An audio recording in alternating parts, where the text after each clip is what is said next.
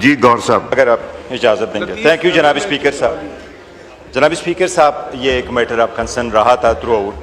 آپ کو یاد ہوگا اس پہ ہم نے ایک ریزولوشن یہاں ڈالی تھی اس اسمبلی میں، اور وہ ریزولوشن لے کے آئے تھے عمر ایوب خان صاحب، لیڈر آف دا اپوزیشن.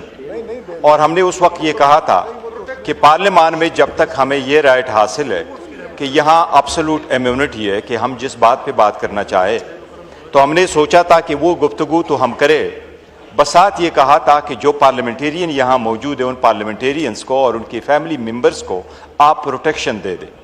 وہ آپ نے ایک اسپیشل کمیٹی بنائی، اور جس وقت اسپیشل کمیٹی بنی تھی تو اس میں پارلیمنٹیرین کا لفظ بائی کنسنسس ہم نے ڈالا تھا، اور یہ اس ہاؤس کا ایک یونانیمس ریزولوشن تھا جو پاس ہو گیا تھا.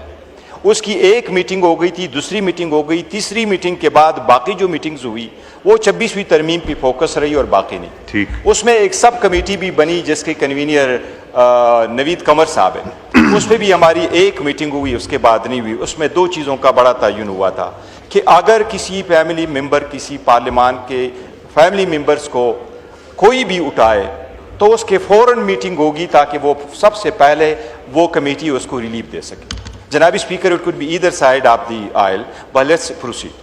دوسری، آپ کو یاد ہوگا جناب اسپیکر، جس وقت یہاں پر ایوان میں یونٹی ہم شو کر رہے تھے اور ہانیہ کی شہادت کے بعد ہم نے یہاں تعزیت کی تھی، اس میں میں نے پوائنٹ آف آرڈر اٹھایا تھا، اور پوائنٹ آف آرڈر پہ اس وقت بھی حاجی امتیاز صاحب ہمارے منی صاحب یہاں نہیں تھے اس کی پروڈکشن کے لیے.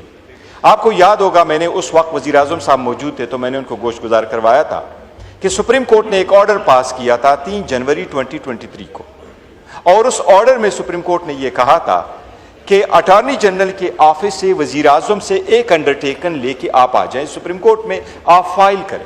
وہ کنسٹیٹیوشن پٹیشن 50 تھی، اور اس میں یہ لکھا ہوا تھا کہ آئندہ کسی کو اپنے گھر سے اٹھایا نہیں جائے گا ماں سوائے اس کے پاس کوئی ایف آئی آر رجسٹر ہو اور لا انفورسمنٹ ایجنسیز ان کو اٹھائیں، پولیس والے اس ایف آئی آر میں اس کو اریسٹ کریں تو وہ صورت ہوگا. وزیر اعظم صاحب نے آپ کو یہ کہا تھا جناب اسپیکر صاحب، انہوں نے یہ فرمایا کہ میں اس کا ڈیٹیل آپ کو دے دوں گا.